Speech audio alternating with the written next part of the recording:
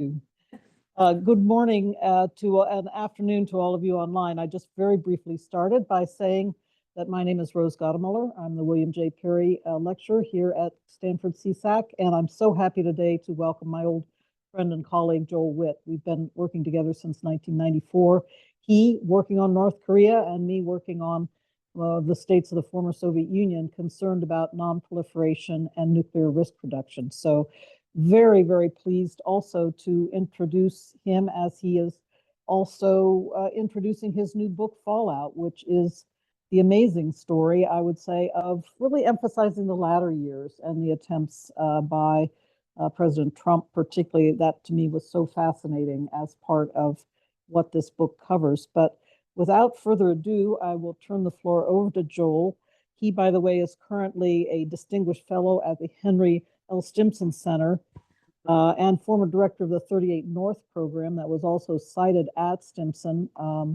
So he's been one of the country's preeminent experts on North Korea for many, many years. And if anybody knows the North Koreans, at least as far as nuclear weapons are concerned, it's Joel Witt. So welcome, Joel. Thank you. Thank you very much, Rose. And you may not remember, but we worked on Start One with Rick Burt and Linton Brooks. Actually, I didn't remember that.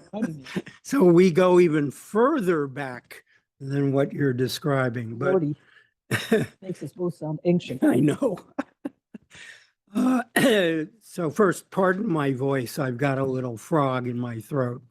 But I'm very happy to be here with you today to talk about this history. And I have to hold up my book because I'm told always be selling. So, I don't want people to be intimidated. It's not as long as it looks. There are a lot of footnotes and, I was very careful about documenting everything. So, of course, this is a long history of the failure of U.S. foreign policy, I believe.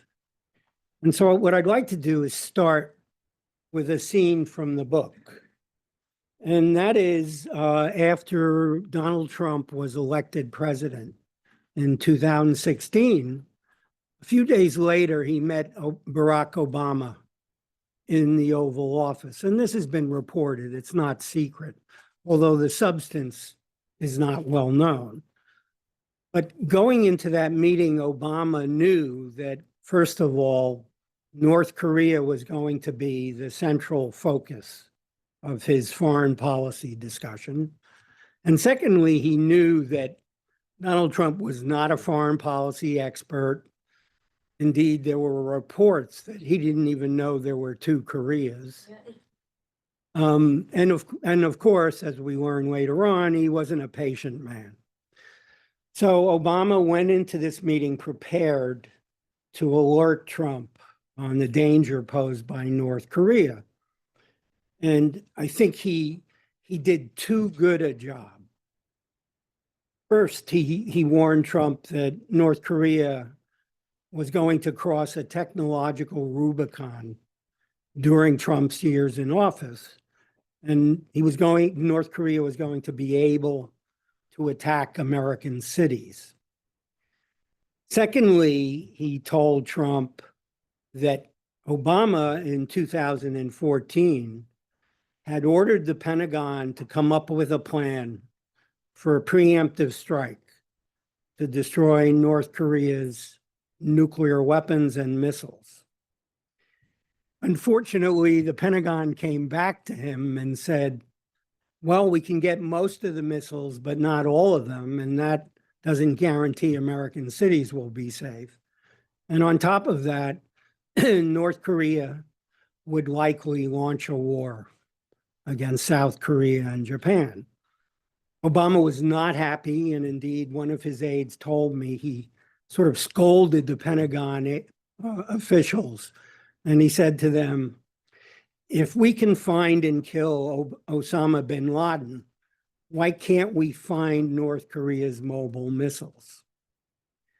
So, of course, they've probably been working on this ever since, but I don't think any of these basic truths have changed. So Trump came out of this meeting and he was clearly affected by Obama's presentation. And he repeatedly asked foreign leaders and his aides, how did the US fail to stop North Korea from building this arsenal? After all, we had fought a war with North Korea and we had decades of hostile relations. And that indeed is the subject of this book. How did we fail to prevent this from happening? And as we'll learn later, Obama's administration was one of the main culprits in failing to stop this from happening. So before I get into I'm going to focus on the Obama and Trump administrations. But before I get into that, let's take a step back. And I'd like to talk about what's the right prism to view North Korean behavior in. And, I think we've all been subjected to various theories about the North Koreans, cartoon caricatures about them, they're robots, they're highly ideological, and they're impossible to deal with. And of course, I think there were North Koreans, and certainly now there are, but certainly back then when they started their nuclear program in the 1960s, there were North Koreans who harbored the dream of becoming a nuclear weapon state.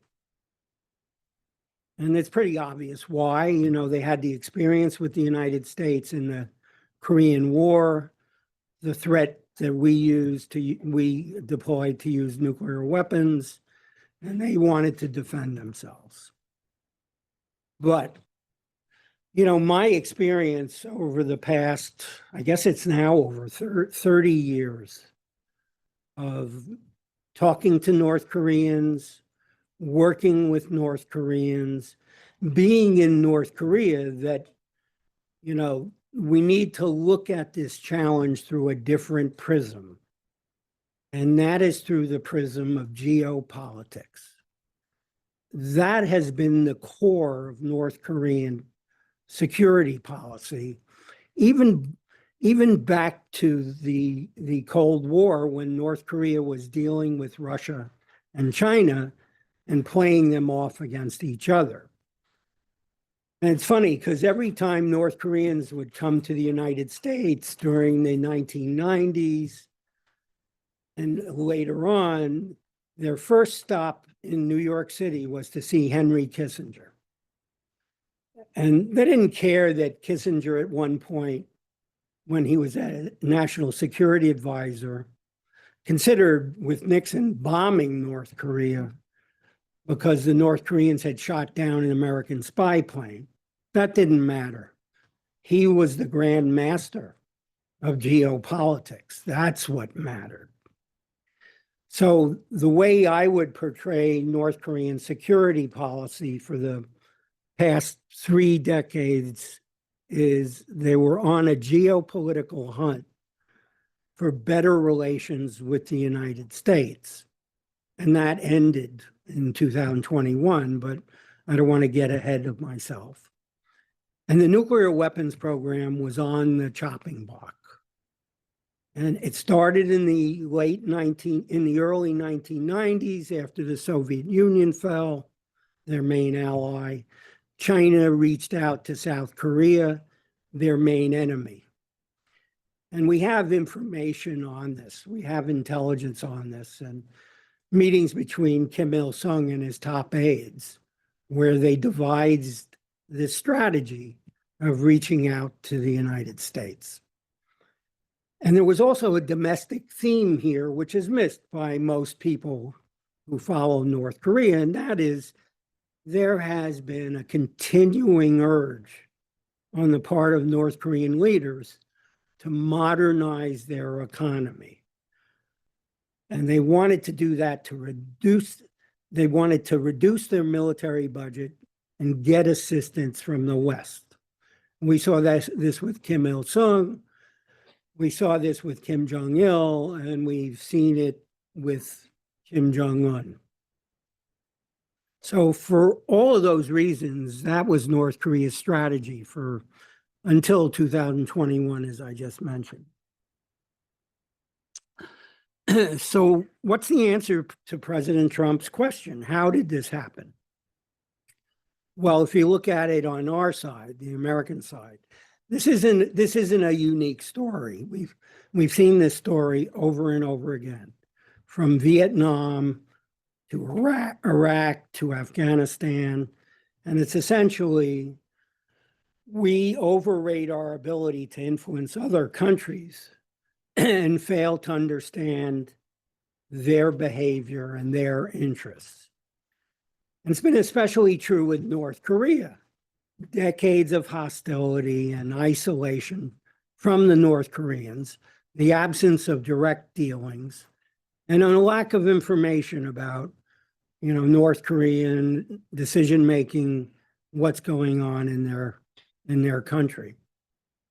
And it's funny because we're in the Bill Perry conference room, and when Bill Perry did a policy review for President Clinton back in, the late 1990s, his prescription was accept North Korea as it is, not as we would wish it would be.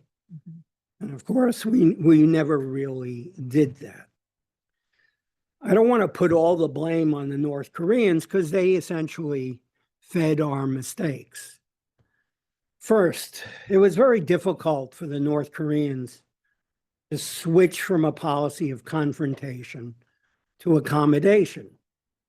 They had to fight the urge to depend on themselves to protect their own security, and protecting their own security would have meant building their own nuclear weapons. Secondly, from the North Korean perspective, they were in a life or death struggle with a superpower.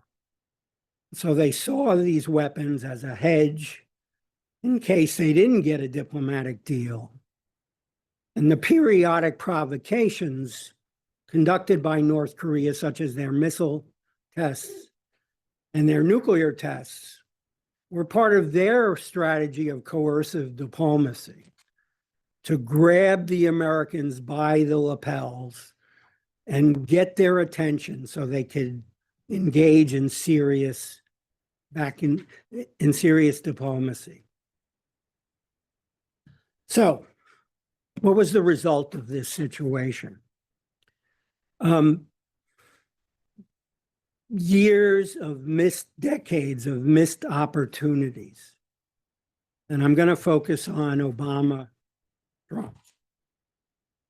First, President Obama's 2 terms in office.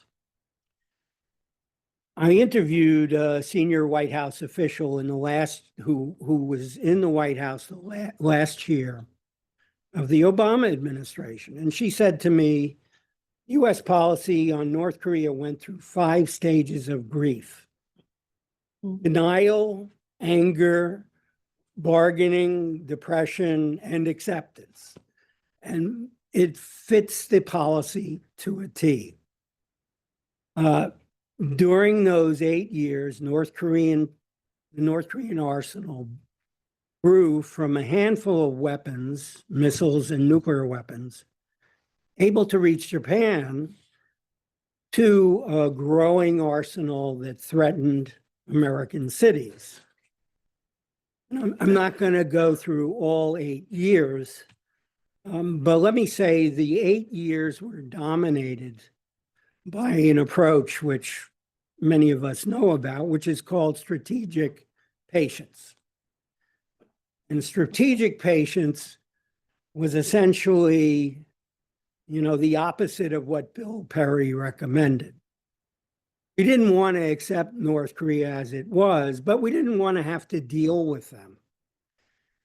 So strategic patience was based on calculated pressure to change their bad behavior and bring them to the negotiating table. And one South Korean official told me strategic patience was an attitude, not a policy. So that was the approach for many years. And in the second term, the idea was, and this is once again a White House official, we're not going to deal with those assholes anymore. And that idea was also what President Obama thought. Obama thought North Korea was a crime family, not a country. And he had a YouTube interview where he said North Korea was essentially going to collapse. And he told his aides he was willing to meet all sorts of dictators, but not the North Korean dictator. So let me explain to you the different facets of this policy over 8 years and why they didn't work. Once again, I'm going to just do a brief light touch about it, and you can ask more questions. But let's talk about pressure. Pressure didn't work. You know, at the beginning of the Obama administration, after North Korea conducted some WMD tests, Rahm Emanuel, who was the White House chief of staff, told his aides, squeeze Kim Jong-il by, and I'm going to let your imaginations fill in the blanks. And but instead, a State Department official told me, we ended up grabbing him by the elbow. The fact was, the pressure was minimal for most of the administration, focusing on sanctions against North Korea's WMD program. There were 3 years when there weren't any sanctions at all because our sanctions policy was keyed to North Korean provocations, missile tests, nuclear tests, and those didn't happen. So consequently, there were no sanctions for that time period. And then finally, at the end of the administration, in 2016, certainly, there were significant sanctions. But once again, it didn't change the course North Korea was on. And in fact, you know, North Korea had a smuggling operation that dated back to the 1960s. So they had decades of experience evading sanctions. And that operation really escalated towards the end of the Obama administration. It was based in China. The operatives were embedded with Chinese businessmen. And there was very little we could do about it, except if we wanted to enact sanctions on China. And we didn't really do that. As I mentioned earlier, military options fell short. Obama turned to those in 2014. Pentagon couldn't come up with a plan to destroy North Korea's WMD arsenal. And then finally, what about China? Everyone thinks about, you know, enlisting China to help us put a lot of pressure on North Korea. Chinese have never bought into that. But it's interesting because when Xi Jinping became the leader of China, he didn't hesitate to express disdain for Kim Jong-un. And so the Americans embarked on an initiative to build a better relationship with China in order to put the pressure on North Korea. And it had two sides. There were two sides to the coin. There was a quiet dialogue between Obama and Xi talking about this issue. But at the end of the day, it was clear Xi wasn't really willing to act on his words. And so not a lot came out of that. The US stepped up military pressure on China. The deployment of THAAD, the anti-ballistic missile system, which was announced in 2016, yes, that was meant to protect the South Koreans, but we knew full well that the Chinese were going to be very upset. And after the announcement, Susan Rice, who was the national security advisor, Tony Blinken, who was the Deputy Secretary of State, liked to tell Chinese officials, if you don't like THAAD, wait until you see what's next. On the other side of this coin was trying to build cooperation with China. And at the centerpiece of this cooperation were talks, quiet, secret, US-Chinese talks on how to deal with the collapse of North Korea. Because that, of course, was a big concern of the Chinese, that North Korea would collapse and it would be incredibly chaotic right on their border. So they had a series of meetings in out-of-the-way places, like, at the Naval Academy in Annapolis, some isolated cities in China. But at the end of the day, the talks really didn't produce a lot of concrete results. Donald Trump continued those talks into 2018.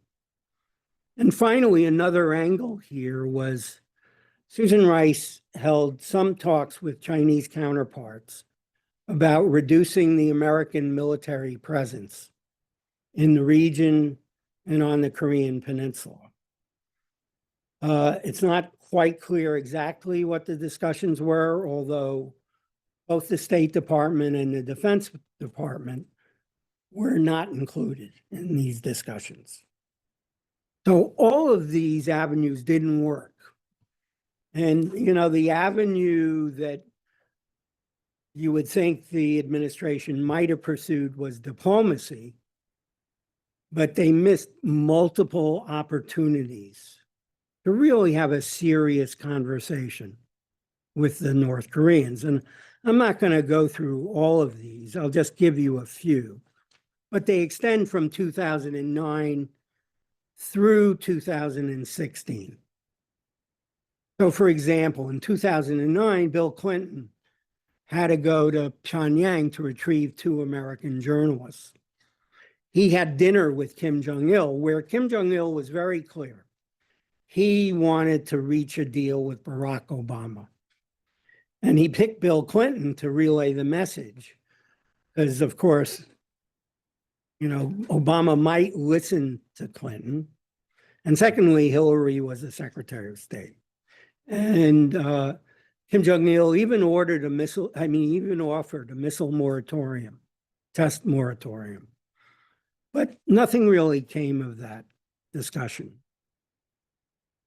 2012, everyone knows about the Leap Day deal. That was the one deal the Obama administration reached with North Korea. It may seem like I think diplomacy no matter what, but in fact, I think that deal was a mistake because there really wasn't a deal. Americans claimed that the North Koreans agreed not to test space launch vehicles whose technology could be used to build long-range ballistic missiles, but they didn't really agree to that. And the deal collapsed after a few weeks. What most people don't know is that there were 2 secret missions by the CIA to Pyongyang following the deal that were intended to salvage something. But, the missions were not handled well. And basically, the leader of the delegation told the North Koreans, it's our way or the highway. And that meant they had to give up their nuclear weapons or else they would face crushing sanctions. That didn't work, obviously. North Koreans don't like that kind of ultimatum. 2013, track 2 meetings, those are unofficial meetings with North Korean government officials in Europe. 3 former US negotiators attended these meetings. At these meetings, the North Koreans laid out a plan for denuclearization, which these 3 negotiators thought was the beginning of a serious discussion. Two of them came back to the United States, wrote an article in the New York Times about it. The administration dismissed it, and indeed privately told one of the negotiators that he was being naive if he thought the North Koreans were interested in diplomacy. Let me keep going here. 2016, a number of exchanges, including a North Korean offer to the US envoy to visit Pyongyang, no conditions, talk about whatever he wanted to do. He agreed, and then the South Koreans vetoed it. So it never happened. So by the end of the administration, President Obama, I think, was very frustrated, very unhappy.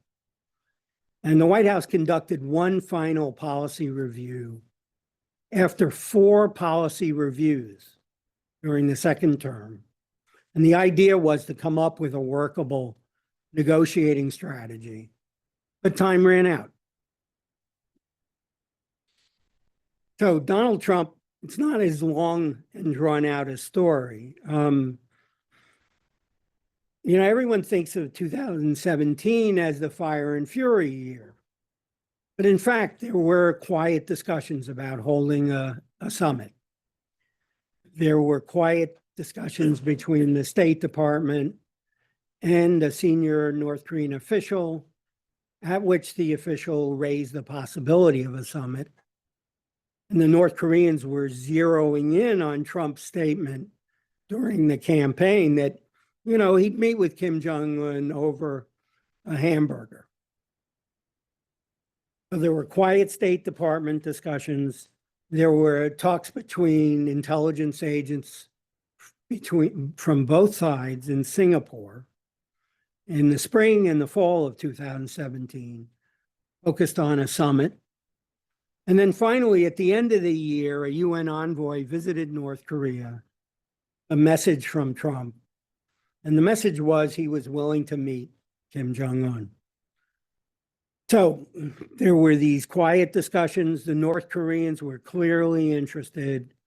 And finally, the summit started happening in 2018 into 2019.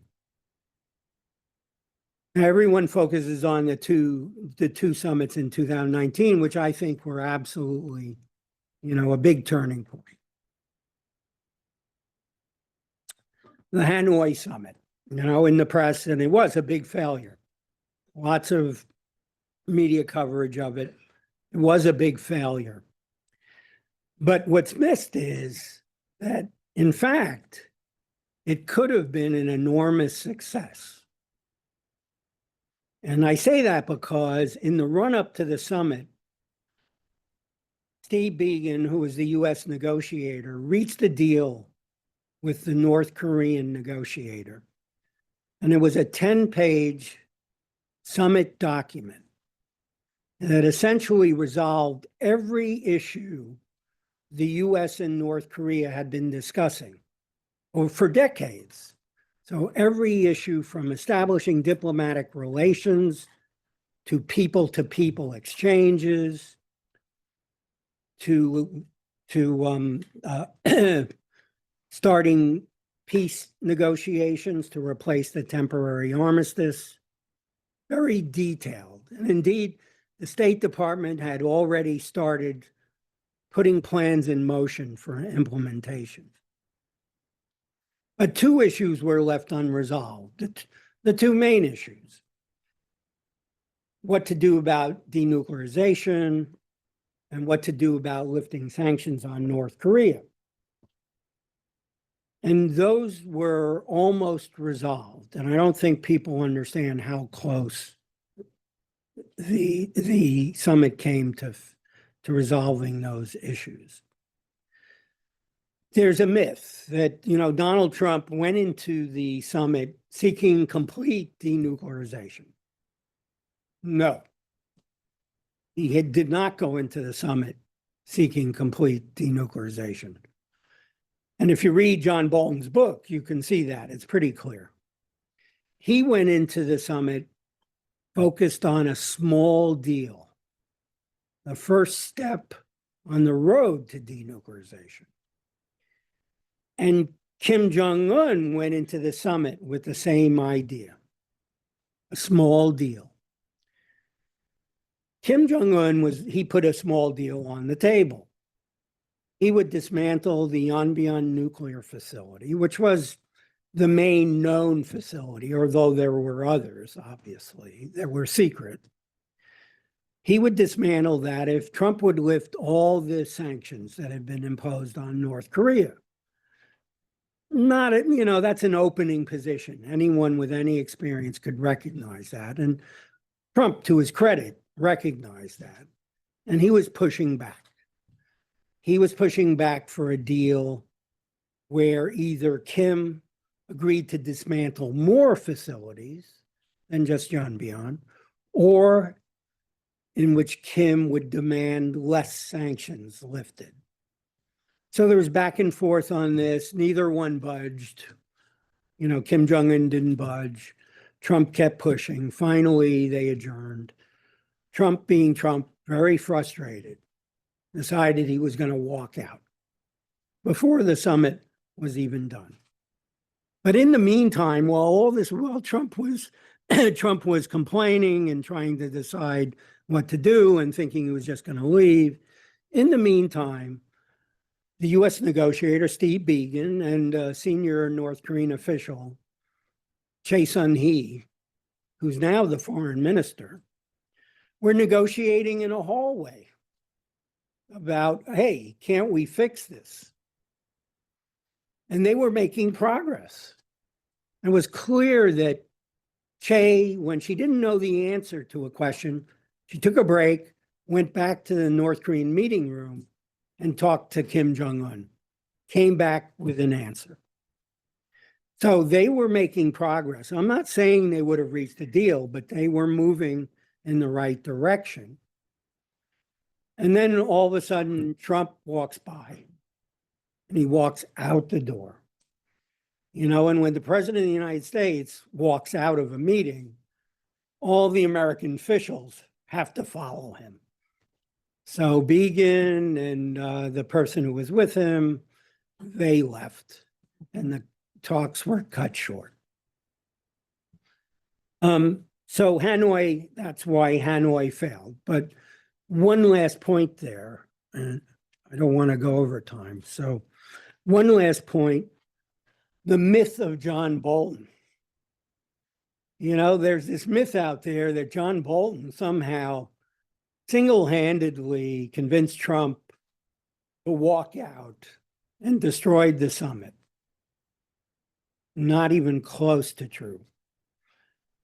Almost from the very beginning of the Trump administration, the time that Bolton was in office, which was around the Singapore summit time, Bolton was cut out of decision-making. He was cut out by Pompeo, who was the Secretary of State, and Steve Biegun. And even Bolton's own staff didn't keep him informed. They hid things from him because everyone knew what his attitude was. He didn't want Trump to have summits. So at the end of the day, I think this myth is just not true. Trump walked out because Kim Jong-un wasn't budging, and Trump's aides, all of them huddled and told Trump, this isn't a good deal. So that's why he walked out. But I'm not sure if he had doubts, because afterwards, when Air Force One was lifting off, Trump called President Moon of South Korea, and he asked him, get in touch with Kim Jong-un and see how he's feeling. And he asked President Moon 7 times. And, you don't have to be a rocket scientist to figure out how Kim Jong-un was feeling. After Trump walked out, Kim Jong-un went back to his hotel room and slammed the door. He was not happy. There was one more summit after that at the DMZ a few months later, where Kim met Trump at the DMZ after Trump tweeted. And they arranged the summit within, 24 hours. It was a big public relations success, but a failure in terms of policy. It was a failure because Trump essentially lied to Kim about canceling an upcoming U.S. South Korean military exercise, which went ahead anyway. And we can see how angry Kim was because the exchange of letters between Kim and Trump, I think there were 27 letters over a year.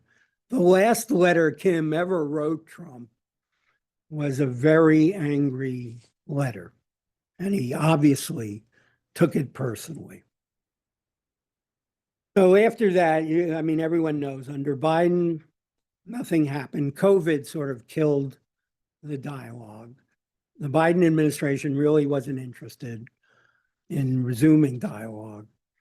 And then Kim pivoted in 2021 away from seeking engagement to seeking better relations with Russia and China. And the consequences of all this are very clear. It's the arms race we're facing today in Northeast Asia. And I'm happy to talk about, all the speculation about another summit, whether Trump should meet Kim and where we should go forward now. But let me stop here so we can open up the floor for questions. Thank you, Joe.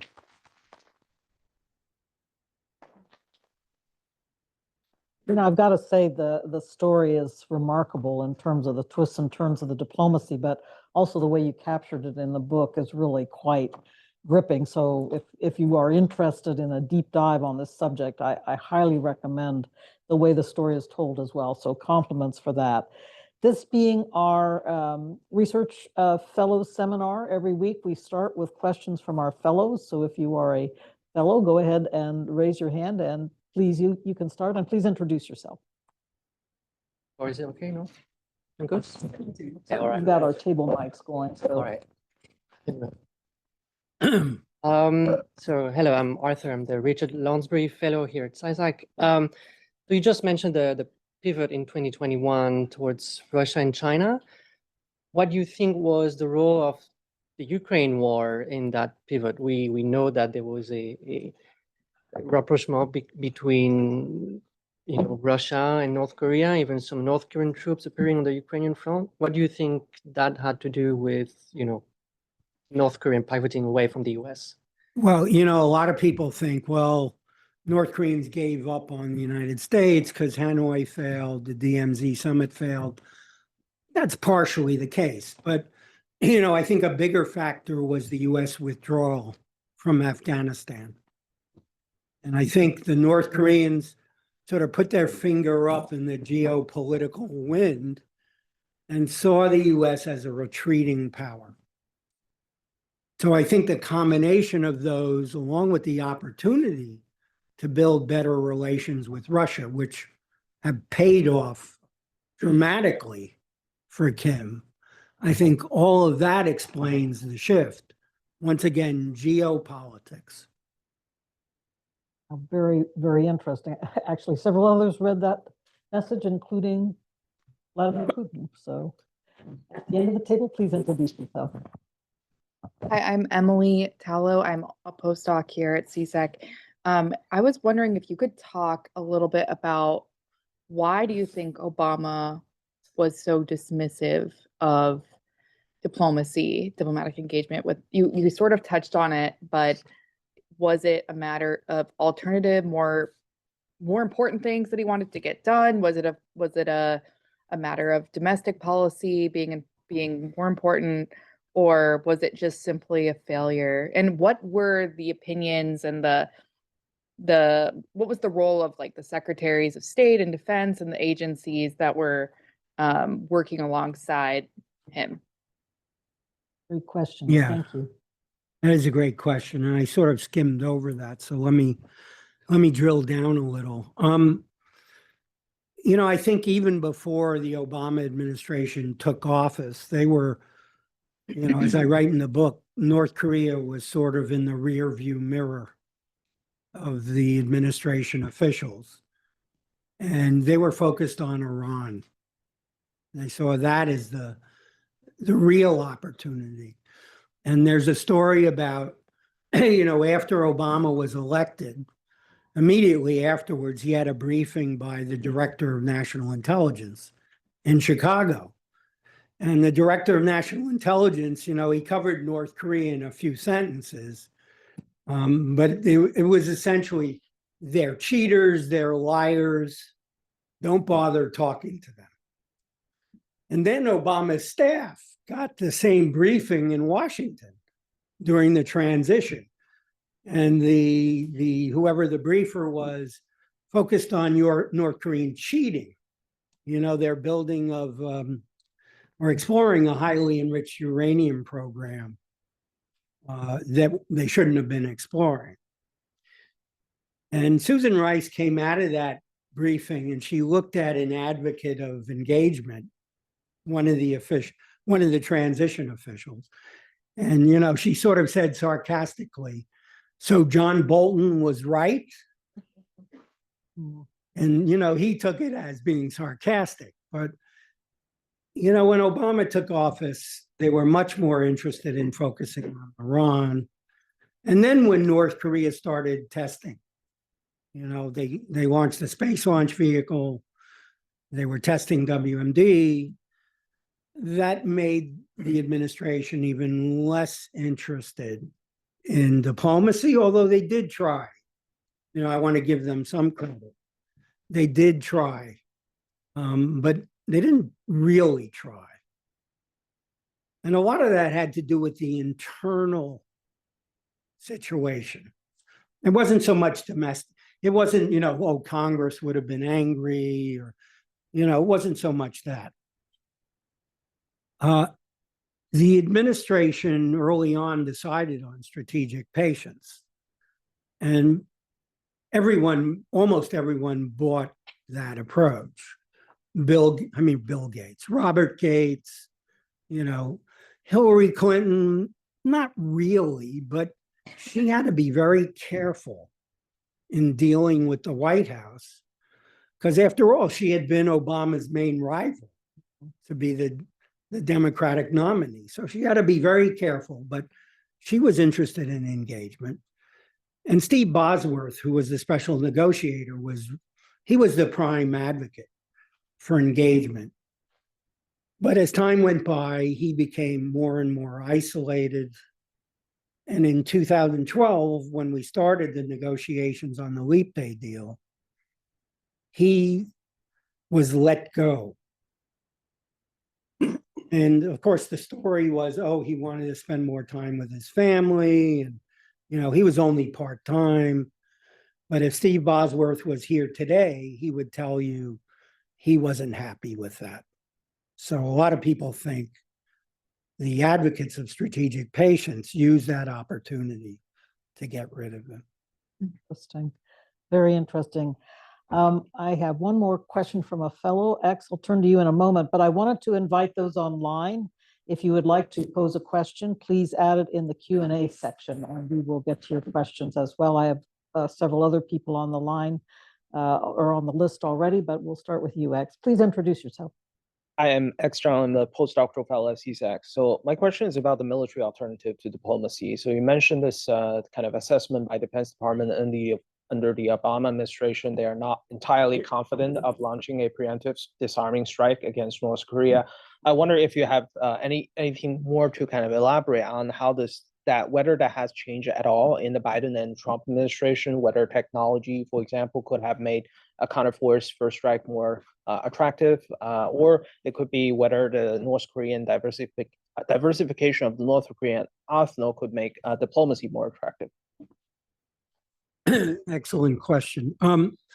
Even when Obama was ordering the Pentagon to examine this, technology was making it more achievable to destroy mobile missiles. Data transmission, hypersonic weapons, the whole suite of technological developments meant you could follow the weapons, the mobile missiles, and destroy them quickly with weapons that could get there quickly. So I don't know about today, you got to figure over 10 years, there have been a lot of advances, right? On the other hand, you also, as you know, the North Korean arsenal has expanded. I don't know how many mobile missiles they have. I have no idea, but I would venture a guess they have more than they had in 2014. All right, thank you very, very much. Let's turn now to Ori Rabinowitz. Thank you. I'm a visiting fellow here. You mentioned that Trump and Kim were actually quite close to reaching a deal on denuclearization. I think this was Singapore. You mentioned how close were they and what was the hurdle, if you can tell us? And Hanoi. in Hanoi, sorry. And how does the North Korean export of a nuclear reactor to Syria fit into the diplomatic story, if at all? Thanks. Well, yeah, everyone is aware of that. Everyone has been concerned since the 1990s that North Korea was going to sell nuclear technology, sell nuclear weapons. That's the main example of it happening. But, I didn't detect that as something that was like in the front of people's minds.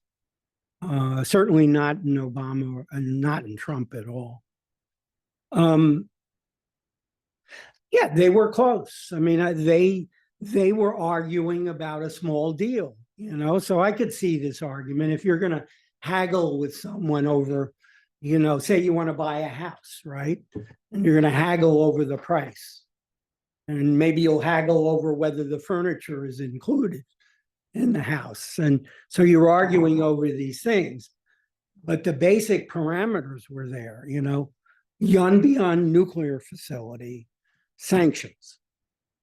And those parameters were there. So Steve Biegun told me later on, everyone was sitting around a table in the room. It wasn't private. He thought Kim, inexperienced young guy, hasn't really had much experience on the international scene. Well, that could be true, but for me, Kim was being a North Korean or maybe any other nationality. He put his opening position on the table, and he wasn't just going to give in right away. The summit was supposed to last to the end of the day. So he didn't give in right away, but, Trump left. Yeah. That was so telling in your book because and you talked about the way that U.S. diplomatic practice has weakened so that people don't recognize an opening deal anymore. And they assume it's a take it or leave it. But I had exactly the same reaction. My battery's running low. So I did want to ask a question online here. A very good one from Sam Falkenhagen. Any insight into Gen Z North Koreans and their political beliefs and how their generation could influence the future of their country as well as relations with the USA? Great question. I have no idea, except it brings to mind, when Kim Jong-il died and Kim Jong-un took over, and he was a young guy, I guess. He was in his 30s. So generational change. So everyone was speculating, well, gee, maybe he's going to be the Gorbachev of North Korea and change everything. And there's one quote in the book by a US intelligence analyst who was part of this debate. And the analyst said, you only have to remember one thing. He's a North Korean. So I don't know what Gen Z people in North Korea really think, but I suspect it wouldn't mean a lot of change. Hey, thank you. Let's see. Next, let's turn to Alan Weiner. Hi, I'm Alan Weiner from the law school, and I also spent 11 years in the State Department in the legal office there. One comment, I hope that we will refer to prospective military action against North Korea's nuclear and missile program as preventive attacks rather than a preemptive attack. But my question is this. I don't know if the book goes back before the Obama administration, but of course, there was a process long before that. I know you were involved in this work as well. In 2005, we had this. We reached the joint statement of the six-party talks, and there was a commitment to the denuclearization of the Korean Peninsula. And I'm wondering if you think, was the DPRK sincere about that in 2005, and have their strategic interests changed, in the intervening years, or was that just a bluff, even in 2005? Well, yeah, on the 2005 joint statement, the history, you're right. There was a joint statement reached at the six-party talks. It was mainly negotiated by the Chinese. And what happened, at least my interpretation of why things didn't go well with that, was after the statement was reached, the US essentially pulled back from a key tenet in the statement, which was that we would provide North Korea with light water reactors. And, we pulled way back from that. And that was something the North Koreans really wanted. And on top of that, after or during, I can't remember the exact timing, but we imposed new sanctions on North Korea, the Banco Delta Asia sanctions. And, here you're reaching an agreement, a diplomatic document, and almost on the same day, you're imposing new sanctions, which didn't go down well with the North Koreans or the Chinese. They were very angry. So you could argue that steps we took certainly undermined the deal. I'm not saying that, oh, gee, the North Koreans are always sincere in anything they negotiate. I'm not saying that, let's keep our eyes open. On the other hand, we're the home team. I don't like to see the home team make these kinds of mistakes. Thank you. Next, Sylvia Park. Go ahead. Sylvia Park, research scholar at CSAC. I want to bring it up to now. What do you think the state is in North Korea's strategic cooperation today, given that it gets what it wants and it needs from Russia and the just acting in the country? If you do have a negotiation during Trump 2.0, what do you expect to get out of it? Well, this is an extremely important question. Obviously, from the title of the book, from everything I've said, I'm a big supporter of diplomacy, even with a country like North Korea. But, times have changed. This is 2025. Hanoi was in 2019. A lot has happened in those 6 years. North Korea's security policy has shifted dramatically. As we said earlier, it's close to Russia and China. It's become extremely hostile to South Korea. It's talked a lot about war preparations. It's modernizing its defense industries. It's modernizing its conventional forces. All this is important. Everyone focuses on the WMD angle, which is important too. But if you look at the overall posture, very different from, the 30 years from 1990 to 2020. Very different. So Kim going into a summit is going to have very different objectives than he had in 2019.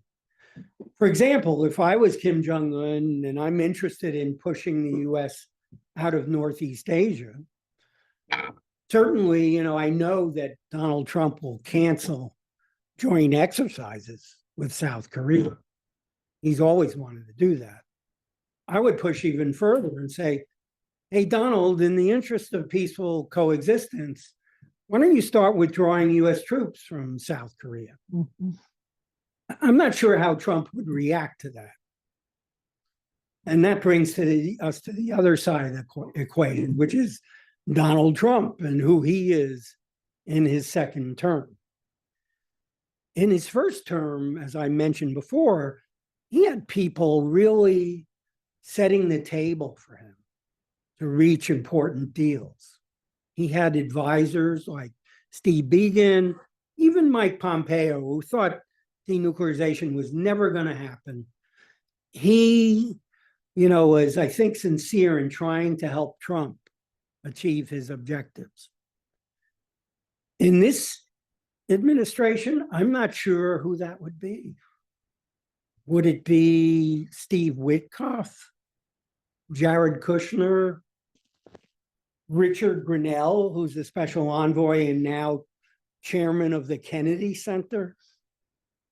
So there's no there in terms of expertise. And in fact, Trump has said publicly, he knows Kim Jong-un better than anyone.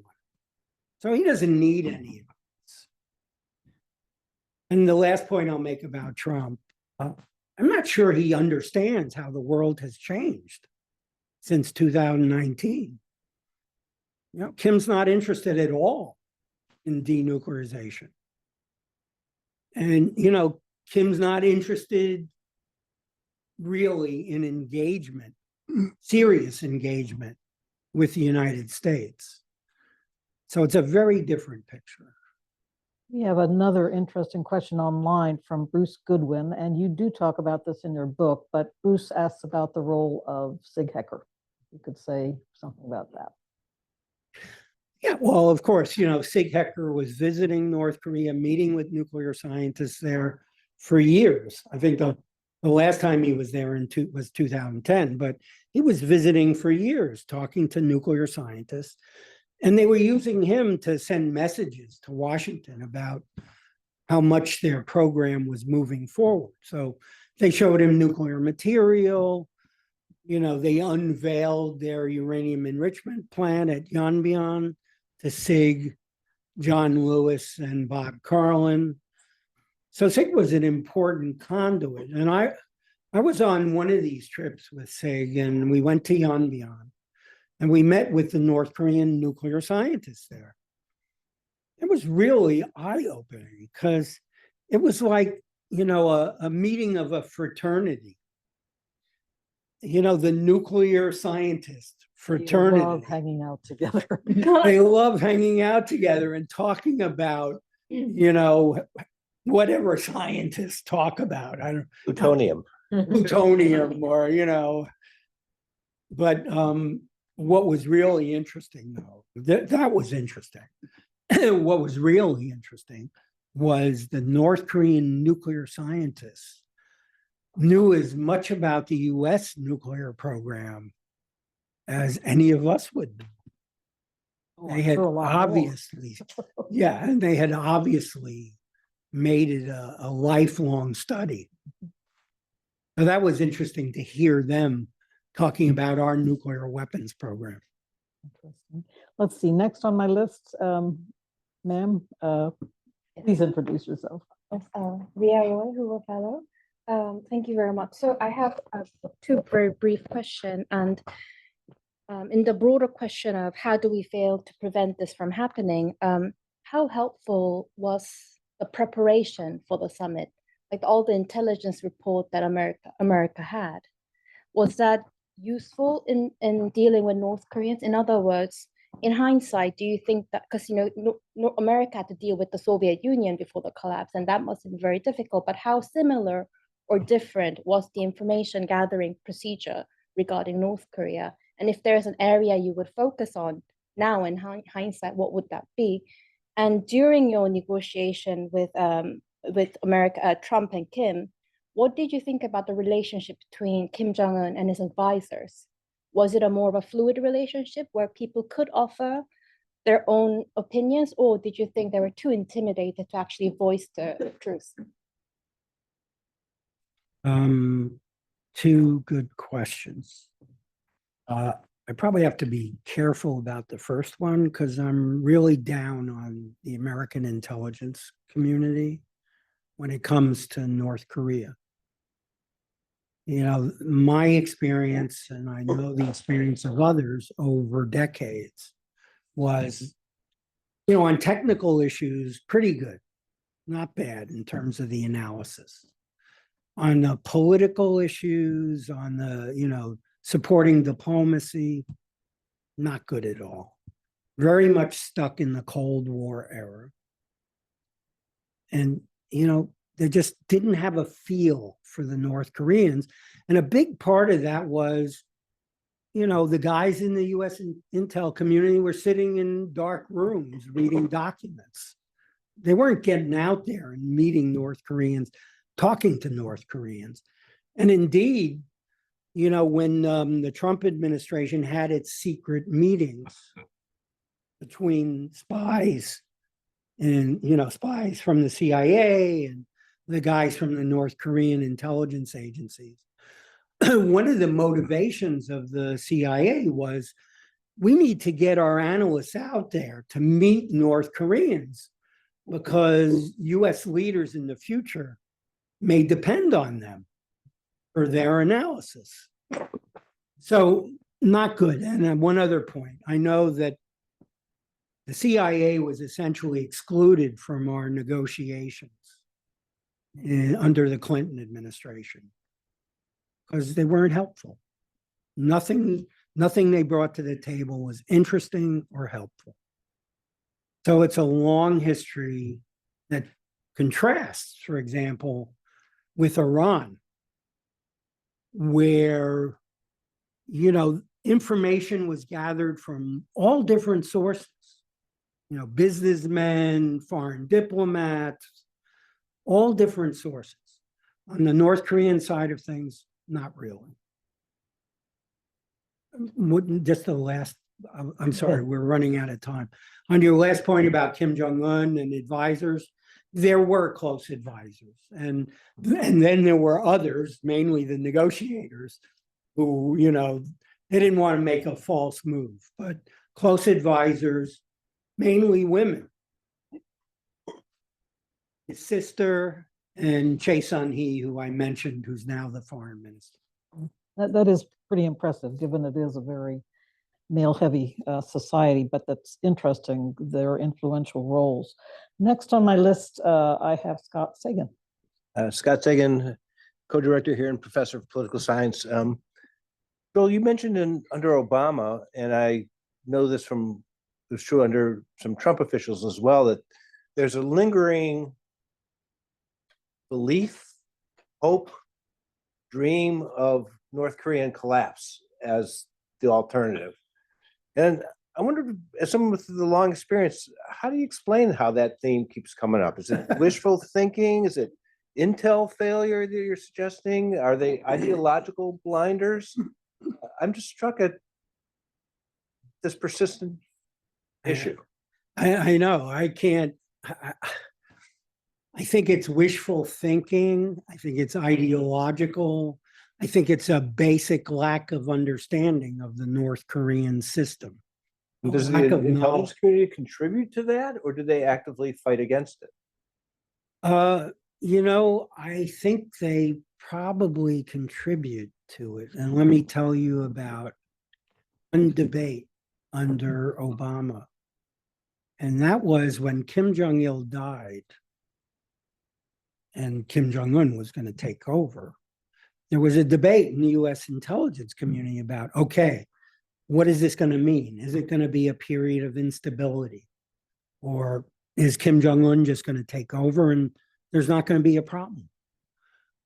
Well, the majority view was that the elders in North Korea would use Kim as a figurehead and then get rid of him. And that might create instability, but that's the way people thought it would go. There was one group of experienced analysts who said, no, Kim Jong-un is going to take over and revitalize the system. And that's what he did. Mm-hmm.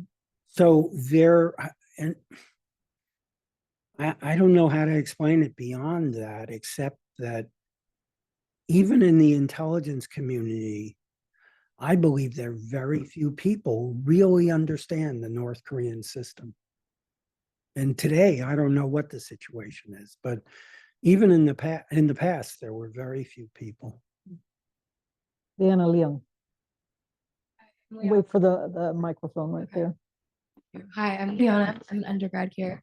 Thank you so much. My question is a little bit more about, South Korean policy, particularly Lee Jae-myung's administration's current policy, which seems to value a positive relationship with North Korea more than sustained pressure on human rights and nuclear issues. So I'm wondering what you think the long-term impact will be of that, how the Kim administration will respond, and whether the U.S. should recalibrate its policy in response.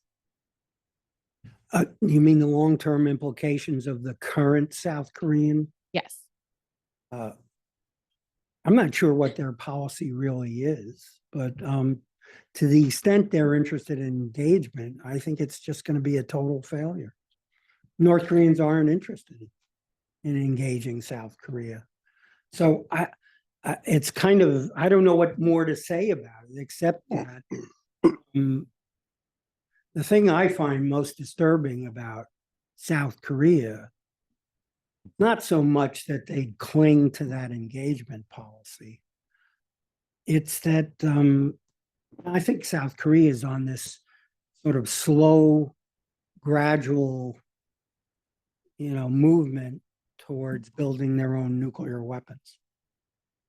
And I think, it may be that the failure of South Korean outreach to North Korea, and this is going to fail, their current policy, may encourage that. That's the danger. We could have a whole nother seminar on that subject very, very easily, but yeah, that's concerning. I have an interesting question online from Matthias Dietrich, who wants to push you a little bit on this notion of the fact that the younger generation at the end of the day remains North Korean. And he says, would you elaborate on what you mean by that? What exactly are the characteristics of a North Korean that are so abiding generation to generation? I think it could probably be reduced to devotion.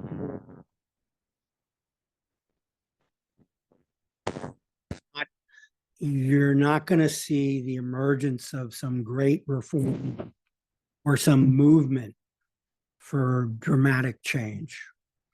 And, essentially what's going on now with this Russia, China, North Korea, I don't want to call it alliance, but, the fact that they're close, it's also helping the North Korean.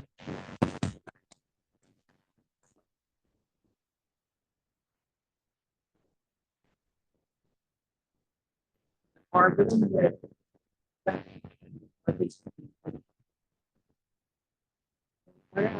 just don't see a lot of.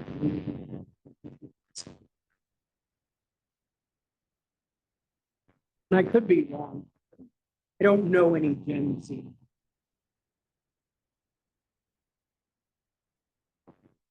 Very understandable. Herb Lynn is next. I barely know any Gen Z Americans. So. Herb Lynn, CSAC and Hoover Emerging Technologies. It's a follow-on really to Silji Park's question, which is there anything that the U.S. that is within the U.S. Power to do that would bring the North Koreans back to the table, back to more engagement? Yeah, so I wrote a sort of long pamphlet it's on 38 North about that. And that's before I became so pessimistic. So, if I was Donald Trump willing to listen to advisors, the first thing I would say, the first thing they should tell me or I should realize is that if you want to engage North Korea nowadays, you really need to figure out how to get Russia and China on board. Because in the past, they were on board essentially. Now, I think, who knows, So you need to get Russia and China on board. That's step number one. Step number two, I did recommend, you need to figure out what unilateral steps the U.S. might take to, entice Kim Jong-un to the negotiating table. I'm not sure if that's true anymore or not, honestly. I think Russia and China on board will carry us a long way. And then, I need, if I'm Donald Trump, I need people who know North Korea, who can advise me on negotiations. And then, of course, as part of that process, I need to establish realistic objectives. I mean, yeah, everyone's right. Denuclearization, not going to happen tomorrow or in the near future, or maybe never. So the advice for Donald is, look, don't accept North Korea as a nuclear power. Whenever you talk about North Korea, here's your line. North Korea has nuclear weapons. I certainly understand that. I don't like that. And I'm going to work to deal with that. Full stop. And that's something I think would smooth the way. The North Koreans are not going to say, oh, gee, you can't even say that. And then the last point I'll make in the realm of realistic objectives. The main objective now is to reduce the risk of war and nuclear war. It's pretty clear there's an arms race going on in Northeast Asia. And now with the announcement of the submarine deal, I don't know where that's going to lead. Not that that submarine will trigger a war, but that the nuclear technologies associated with it could take South Korea one more step closer to building a bomb. Okay, Jim Goldgeier, short question. We have 2 more minutes. I have a short comment just on the Gen Z issue. I just want to point out, having worked in the government in the mid-90s on Russia issues, the theory of the case there was, as the older generation of communists died off, you'd have a new generation of Russians that would be seeking a much different relationship with the United States. So it's always a little tricky to predict what a new generation will think. Thank you, Jim. I'm sitting here thinking so many of the issues that Joel has brought up this afternoon have this crossover. So many of your talking points, you could take DPRK out and plug Russia in. And indeed, I was reading this week about, in some wise commentary, about the North Koreanization of Russia. So, sadly, there seems to be some crossover there. But I see that your books have been set up now for sale. And oh, great. I want to again commend, I found this really gripping reading. I mean, because it's very fast paced and written in a very conversational style. So thank you, and have a look. I don't want anyone to be intimidated by the heftiness, because yes, it's about 125 pages are footnotes and endnotes. So it's only 370 pages. It's good reading. So please join me in thanking Joel Wynn.